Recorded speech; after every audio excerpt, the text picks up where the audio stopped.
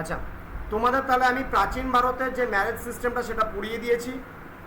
এখন তোমাদের আমি বলবো মৌর্য যুগের আরেকটা বিবাহ ফর্ম চালু ছিল, অর্থাৎ আমরা লাস্ট ক্লাসে দেখেছিলাম যে সেখানে আমরা 8 ধরনের ম্যারেজ ফর্ম আমরা দেখলাম। ব্রাহ্ম, দৈব, আর্য, প্রজাপত্য, গান্ধার্ব, অসুর, রাক্ষস আর পৈশাচ, এই 8 ধরনের বিবাহ ফর্ম কিন্তু আমরা জানলাম বা আমরা শুনলাম, আমরা শিখলাম লাস্ট ক্লাসটাতে। এখন আমরা জানবো মৌর্য যুগে এই 8 ধরনের বিবাহ ব্যবস্থা বাদেও কিন্তু সোসাইটিতে আরও 2 রকমের বিবাহ প্রচলিত ছিল।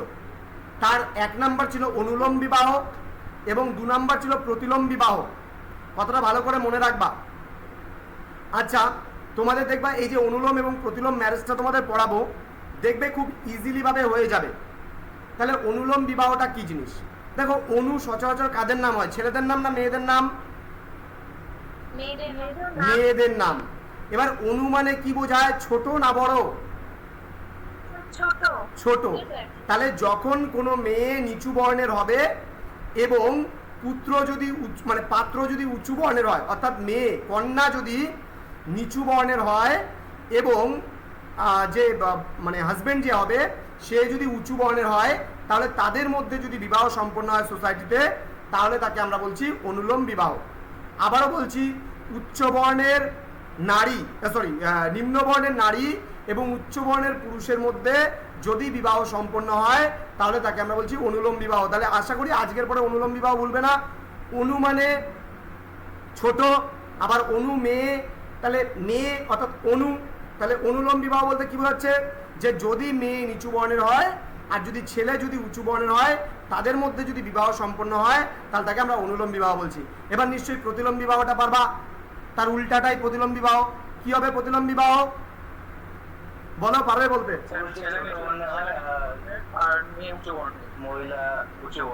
ছেলে কোন বর্ণের হবে প্রতিলোম বিবাহে? ছেলে হবে নিচু বর্ণের আর মেয়ে হবে উঁচু বর্ণের। তাহলে ছেলে যদি উঁচু বর্ণের হয় আর মেয়ে যদি নিম্ন বর্ণের হয় তাহলে কি বলছি আমরা? তাহলে কি হবে? অনুলোম। আর যদি মেয়ে উঁচু বর্ণের হয়, ছেলে যদি নিচু বর্ণের হয়, প্রতিলোম বিবাহ। তাহলে এই অনুলোম বিবাহ আশা করি বুঝতে পেরেছো, প্রতিলোম বিবাহ বুঝতে পেরেছো। এবং তোমাদের লাস্ট ক্লাসে যেটা বললাম সেটা হচ্ছে 8 ধরনের বিবাহ ফর্ম। সেই 8 ধরনের বিবাহ ফর্মটা আমি আরেকবার বলে দিচ্ছি। ব্রাহ্ম বিবাহ মানে কোনো চরিত্রবান পাত্রকে আমন্ত্রণ জানিয়ে পিতা কর্তৃক কন্যা সম্প্রদান করাকে বলা হয় ব্রাহ্ম বিবাহ। দৈবী বিবাহটা কি ছিল? পিতা যদি যজ্ঞের মাধ্যমে পুরোহিতের হাতে কন্যা সম্প্রদান করত তাহলে তাকে বলা হতো দৈব বিবাহ। আর্য বিবাহ, তারপরে 3 নম্বর ফর্মটা হচ্ছে আর্য বিবাহ। পাত্রের কাছ থেকে এক জোড়া গাভী কিংবা বলদ বা ষাঁড় নিয়ে যদি পিতা কর্তৃক মানে পাত্রকে যদি কন্যা সম্প্রদান করত তাহলে তাকে বলা হতো আর্য বিবাহ। প্রজাপত্য বিবাহ বলতে পিতা স্বেচ্ছায় তার নির্বাচিত পাত্রের হাতে যদি কন্যা সম্প্রদান করত তাহলে তাকে বলা হতো প্রজাপত্য বিবাহ। গান্ধার্ব বলতে অভিভাবকের অনুমতি ছাড়া পাত্র এবং পাত্রী যদি নিজের ইচ্ছায় বা স্বেচ্ছায় বিবাহ করত তাহলে তাকে বলা হতো গান্ধর্ব বিবাহ। অসুর বিবাহ কি বললাম? কন্যা পক্ষকে অর্থ দিয়ে বিবাহ সম্পন্ন করাটাকে বলতো অসুর বিবাহ। রাক্ষস বিবাহ বলতে পাত্র জোর করে পাত্রীকে হরণ করে বিবাহ সম্পন্ন করলে তাকে বলতো রাক্ষস বিবাহ। আর সর্বশেষ যেটা ছিল পৈশাচ বিবাহ, নিদ্রামগ্ন এবং অচৈতন্য পাত্রীকে হরণ করে বিবাহ করার ঘটনাটাকে বলা হতো পৈশাচ বিবাহ। ঠিক আছে? তো আজকের এই ক্লাসটা পুরোপুরি রেকর্ডেড করা আছে, তোমাদেরকে আমি দিয়ে দিব। আর যারা ইউটিউবের মাধ্যমে এই ভিডিওটি দেখবে তাদের বলবো আমাদের অফিসিয়াল নাম্বার ডেসক্রিপশন বক্সে দেওয়া আছে। ডিটেলসে তোমরা যদি অ্যাডমিশন নিতে চাও আমাদের কাছে অ্যাডমিশন নিতে পারো। আর তোমাদেরকেও বলবো প্রত্যেকে, তোমরা যদি তোমাদের বন্ধুবান্ধবকে প্রত্যেকের কাছে রেফার করতে চাও আমাদের সেন্টারে, যারা হিস্ট্রি মেজর বা অন্য কোনো সাবজেক্টে মেজর থাক না কেন, আমাদের কাছে মেজর মাইনর পুরো প্যাকেজটা করতে চায়, তাহলে অবশ্যই কিন্তু আমাদের সেন্টারে স্টুডেন্টদেরকে রেফার করবে। তোমরা নিশ্চয়ই এতদিন ধরে বুঝে গেছো যে আমাদের ক্লাসগুলো কিভাবে হচ্ছে, কিভাবে দেওয়া হচ্ছে, কতটা তোমরা হেল্পফুল হচ্ছে না হচ্ছে সেটা আমি বুঝতে পারছি না।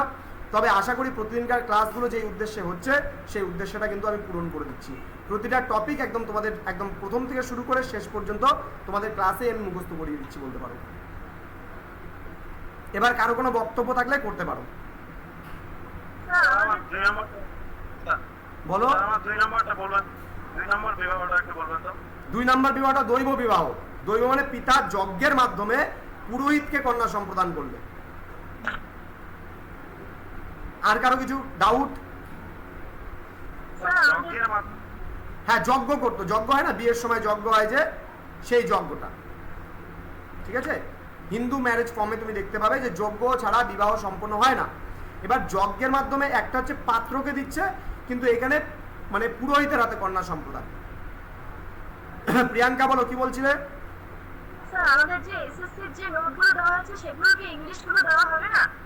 না না না না, ওগুলো বাংলা ভার্সনেই সব কিছু তোমাদের লিখতে পারো তোমরা, কিন্তু ইংলিশে তোমাদের কোশ্চেন আসবে।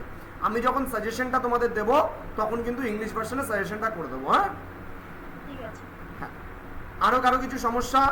আর তোমাদের এইসি যে কম্পালসারি ইংলিশ আছে, সেই এইসি কম্পালসারি ইংলিশের উপরে মৌমিতা ম্যাডামের লেখা বই বেরোচ্ছে।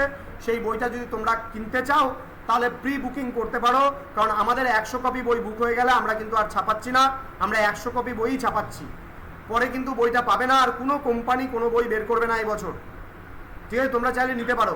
আর তাছাড়া দেখবে যে আজকে দ্য বেড থেকে তোমাদের হচ্ছে সামারি, মৌমিতা ম্যাডামের রেকর্ডেড ক্লাস অলরেডি প্রোভাইড করে দেওয়া হয়েছে। তোমরা সেখান থেকে ইংলিশ কম্পালসারি থেকে এইসি থেকে তোমরা দেখে নিবে, প্রত্যেককে লিঙ্ক দেওয়া হয়ে গেছে। সেই লিঙ্কের মধ্যে দ্য বেড কোশ্চেন প্যাটার্ন দেওয়া হয়েছে, আজকে দ্য বেড পুরো টেক্সচুয়ালটা দেওয়া হয়েছে, সামারি দেওয়া হয়েছে, সামারির বাংলা মানে দেওয়া হয়েছে, প্লাস রেকর্ডেড ক্লাস দেওয়া হয়েছে, প্লাস কিছু প্রশ্ন উত্তরও দেওয়া হয়েছে। তোমরা আজকে ক্লাসটা শেষে দেখে নেবে, আর এই নোটটা আমি তোমাদেরকে আপলোড করে দিচ্ছি কিছুক্ষণ পর। চলো দেখা হচ্ছে পরবর্তী ক্লাসে, আমি জানিয়ে দেবো নেক্সট ক্লাস কবে হবে। থ্যাংক ইউ এভরিওয়ান, চলো বাই। Thank you, sir.